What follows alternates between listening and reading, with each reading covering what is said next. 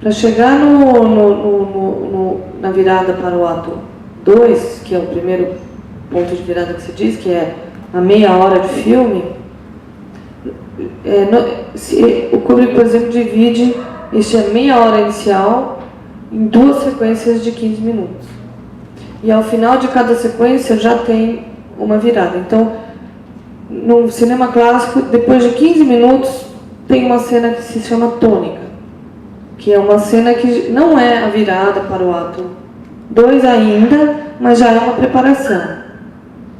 Depois, a mais 15 minutos, a virada. E aí tem 10 minutos virada, 10 minutos virada, 10 minutos virada, 5 viradas até a virada para o terceiro ato, que tem uma virada antes do final. Bom, eu não sei se isso aí é muito técnico, mas o que na verdade são essas viradas? Eu acabei, nessa de estudar dramaturgia, desenvolvendo um gráfico que é mais ou menos assim.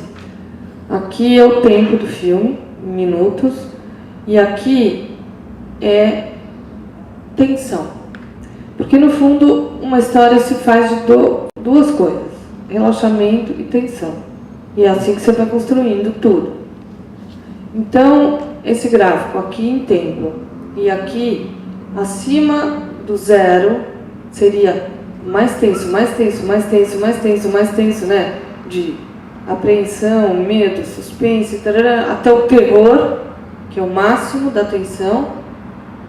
E para baixo você vai relaxamento, graça, comédia, tarará, até a compaixão, que é o relaxamento máximo, segundo Aristóteles, né, dentro desse binômio terror, compaixão. Então, se você tem 0, que seria tédio, créditos, né, não é nada. E aí a primeira cena, ela vai relaxar ou ela vai tensionar? E depois vai tensionar. A segunda, vai tensionar ou vai relaxar? E aí você vai começando a fazer um gráfico.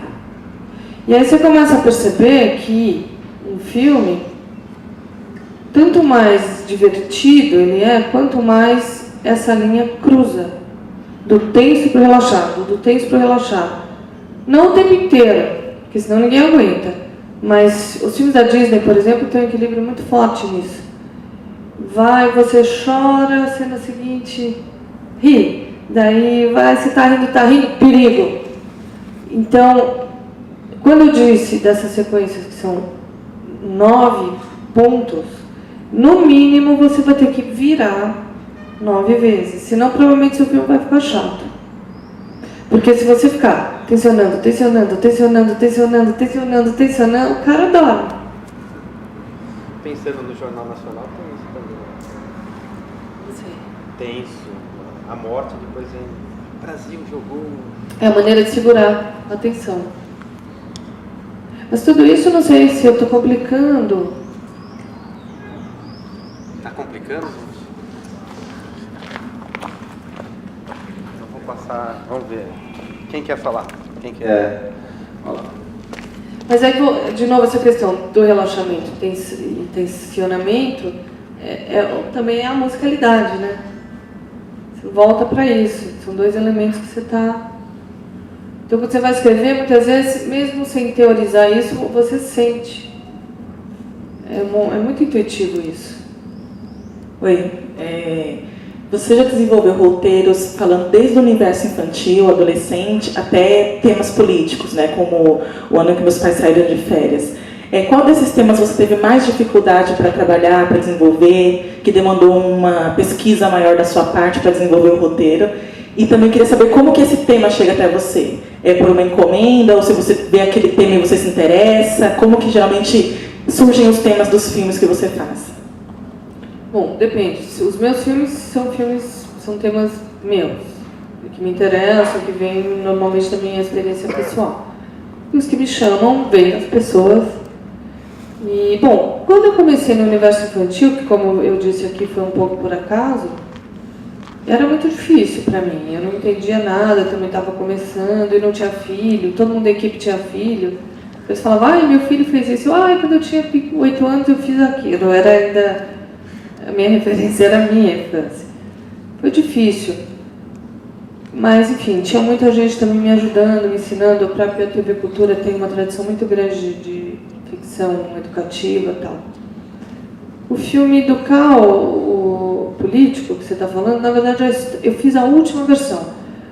A história o Cal fez com o Claudinho Galperin, que era judeu, que morava no Bom Retiro. Então, quase todos aqueles elementos, aquela cor local, foi dado pelo Claudinho. Mas o roteiro dele tinha muitos braços e muitas pernas, parecia um polvo. Então, mais o trabalho que eu fiz foi de cortar as pernas do polvo e ordenar e dar o formato que o filme tem hoje. Eu fiz um trabalho mais realmente técnico de construção dramática. Uma história que já estava lá, eu não criei. Eu acho que a história mais difícil que eu já trabalhei foi o último filme do Cal, o Xingu, que foi uma encomenda da O2 para ele. O filho do Orlando Vilas Boas levou o livro que conta a história dos dois irmãos Vilas Boas, Cláudio e Orlando, que são indianistas, que começaram a entrar para o centro-oeste do Brasil nos anos 40. E, enfim, acabaram abraçando a causa do índio e depois criaram o Xingu, ainda viveram muitos anos no Xingu. E nós deveríamos tirar uma história dali. Evidentemente que não seriam 60 anos de história deles que dariam um filme de 200 horas.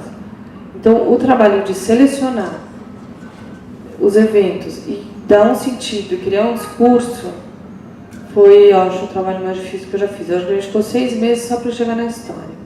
A gente inventou todo um método, a gente cortava as cenas, as fotos que tinham, que lembravam uma cena, uma passagem, que a gente tinha uma pesquisadora alimentando a gente começou a cortar em cartões assim, magnéticos e pregar numa parede assim, de metal, e meio começou com uma brincadeira, meio também um pouco nessa ideia de relaxamento e tensão, sabe, entre as coisas lindas e as coisas horríveis que aconteciam ali nesse começo da povoação do Centro-Oeste.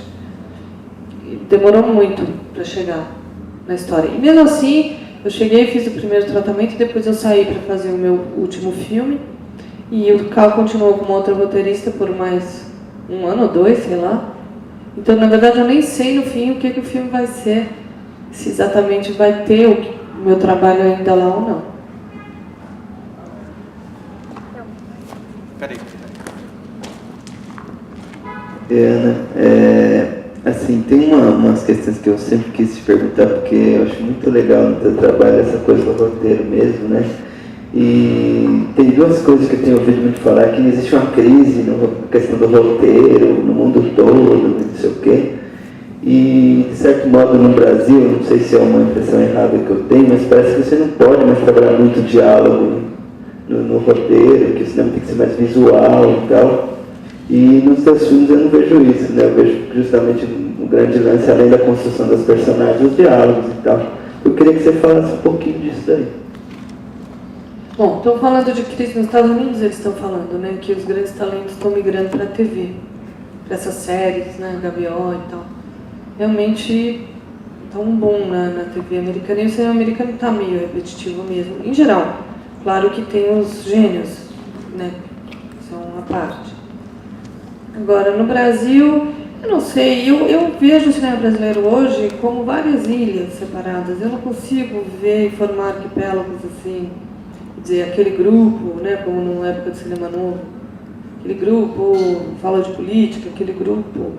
Eu acho que as pessoas estão isoladas, então eu acho que qualquer generalização, eu não vejo, assim, um ou outro. Agora, eu acho que a última grande influência foi o Cidade de Deus, né, que gerou diversos filmes em torno da favela e em torno disso. Agora parece que essa febre baixou. Agora sim, existe o cinema que não valoriza o diálogo, e existe o que valoriza. Mas eu não consigo achar que só eu que valorizo o diálogo no Brasil, não. Porque eu não consigo sentir. Eu acho que eu sou diferente de tudo e todo mundo é diferente de tudo, assim. Você não tem essa impressão?